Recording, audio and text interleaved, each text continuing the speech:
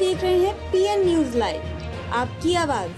Aplastic anaemia बीमारी के मरीज डॉक्टर ए के द्विवेदी की होम्योपैथी चिकित्सा से ठीक होकर अब सामान्य जीवन जी रहे हैं। अप्लास्टिक एनीमिया कोई आम बीमारी नहीं है, ये कैंसर से भी ज्यादा खतरनाक, घातक और खर्चीली बोन मैरो की समस्या है, जिससे मरीज को बार बार ब्लड, रक्त और प्लेटलेट्स लगाने चढ़ाने पड़ते हैं। यह बातें पढ़ाकर स्मृति भवन में आयोजित पत्रकार वार्ता में सुप्रसिद्ध होम्योपैथिक चिकित्सक डॉक्टर ए के द्विवेदी ने पत्रकारों को बताया कि वो पिछले 27 सालों से इस बीमारी को लेकर न सिर्फ मरीजों का इलाज कर रहे हैं, बल्कि सरकार और समाज को भी इसके प्रति जागरूक करने की लगातार कोशिश में लगे हुए हैं। डॉक्टर द्विवेदी ने बताया कि जब लोग एनीमिया सुनते हैं तो अक्सर यही मान लेते हैं कि यह सिर्फ आयरन अथवा विटामिन की कमी से जुड़ी समस्या है, लेकिन अप्लास्टिक एनीमिया बिल्कुल अलग और अत्यधिक ज्यादा गंभीर बीमारी है, जिसमें शरीर के बोन मैरो खून बनाना बंद कर देते हैं, साथ ही उनका बोन मैरो रक्त कणिकाओं को मार भी डालता है, जिसके कारण यह स्थिति इतनी गंभीर होती है कि समय पर इलाज न हो मरीज की जान तक जा सकती है। इसकी दवाएं महंगी होती हैं, इलाज लंबा चलता है और कई बार तो बोन मैरो ट्रांसप्लांट की जरूरत पड़ती है। डॉक्टर द्विवेदी ने जब मरीजों की यह पीड़ा सुनी तो उन्होंने मुख्यमंत्री, राज्यपाल और प्रधानमंत्री जी को भी पत्र लिखे ताकि सरकार इस बीमारी को गंभीरता से ले और मरीजों की मदद के लिए आगे आए। उनकी इस पहल का असर दिखा। उन्होंने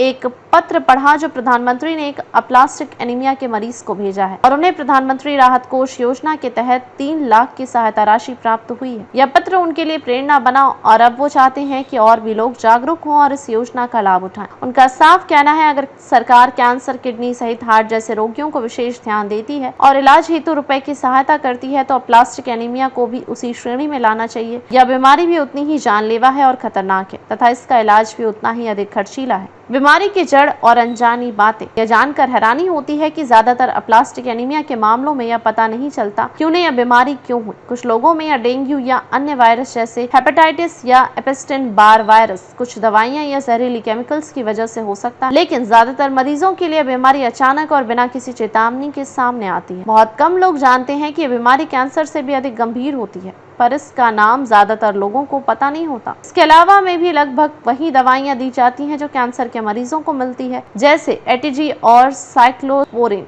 कई लोग इसे नॉर्मल खून की कमी समझकर आयरन की गोलियां खाकर घर के तरीके अपनाते हैं, लेकिन यह इस बीमारी में बिल्कुल काम नहीं करते और कभी कभी नुकसान भी कर सकते हैं। अप्लास्टिक एनीमिया का हमेशा के लिए इलाज बोन मैरो ट्रांसप्लांट ही हो सकता है, लेकिन इसके लिए HLA ह्यूमन ल्यूकोसाइट एंटीजन का मिलना बहुत मुश्किल होता है, खासकर भारत जैसे देश में जहां बोन मैरो डोनेशन के बारे में जानकारी बहुत कम है। डॉक्टर द्विवेदी का मानना है कि अब वक्त आ गया है, समाज को अप्लास्टिक एनीमिया के खिलाफ एकजुट होकर खड़ा होना होगा। न सिर्फ मरीजों के लिए बल्कि नीति निर्माताओं तक आवाज पहुंचाने के लिए भी मरीजों को चाहिए कि वे प्रधानमंत्री राहत कोष जैसी सरकारी योजनाओं के बारे में पूरी जानकारी प्राप्त करें और समय रहते आवेदन करें ताकि उन्हें आर्थिक सहायता मिल सके। वहीं सरकार को भी इस बीमारी की गंभीरता को समझते हुए इसे विशेष सहायता योग्य रोगों की सूची में शामिल करने के लिए धन्यवाद ज्ञापित। प्रधानमंत्री जी के इस प्रयास से और अधिक मरीजों को लाभ मिल सकेगा। आम जनता के बीच यह बात पहुंचनी आवश्यक है ताकि जिन बोन मैरो ट्रांसप्लांट कराना है उन्हें स्वस्थ जीवन बिताने की संभावनाएं बढ़ सकती हैं। डॉक्टर ए के द्विवेदी के अनुसार होम्योपैथी दवा अप्लास्टिक एनीमिया के इलाज में काफी कारगर साबित हो रही है। जिन्हें एटीजी जैसे इलाज से राहत नहीं मिली, ऐसे में कई मरीज होम्योपैथी इलाज लेकर पूरी तरह से स्वस्थ जीवन व्यतीत कर रहे हैं।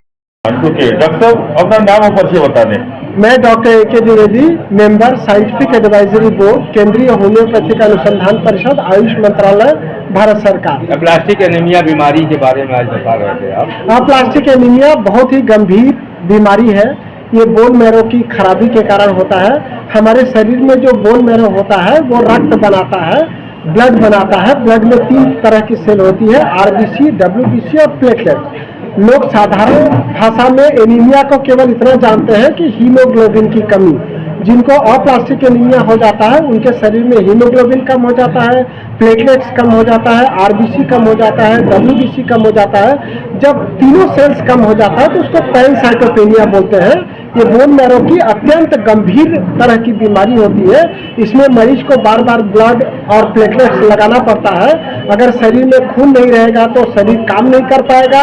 प्लेटलेट्स नहीं रहेगा तो किसी भी अंग से ब्लीडिंग हो सकती है, नाक से, मुंह से, थूक से, स्टूल में, यूरिन में ब्लीडिंग हो सकती है, मेंसेस प्लान हो सकता है। मैं होम्योपैथी चिकित्सा द्वारा जो अप्लास्टिक एनीमिया के मरीजों का इलाज कर रहा हूँ उसमें लोगों को काफ़ी राहत मिल रही है। काफ़ी सारे मरीज होम्योपैथी ट्रीटमेंट से पूरी तरह से नॉर्मल हो चुके हैं, उनको अब ब्लड चढ़ाने की जरूरत नहीं पड़ती है, अब कोई भी दवाई ही खाने की जरूरत नहीं पड़ती है। मैंने इसके लिए पत्र लिखा था सरकार को कि अप्लास्टिक एनीमिया को भी गंभीर बीमारी की श्रेणी में लिया जाए। जिस तरीके से हार्ट के लिए, किडनी के लिए दवाई के लिए पैसे सरकार देती है या ऑपरेशन के लिए पैसे सरकार देती है, उसी तरह से अप्लास्टिक एनीमिया के मरीजों को भी सरकारी मदद मिलनी चाहिए। मुझे अत्यंत खुशी हुई कि वाराणसी के सांसद और हमारे देश के प्रधानमंत्री माननीय नरेंद्र मोदी जी ने मरीजों को अप्लास्टिक एनीमिया के इलाज के लिए भी प्रधानमंत्री राहत कोष से पैसे देना स्वीकृत किया है। मैंने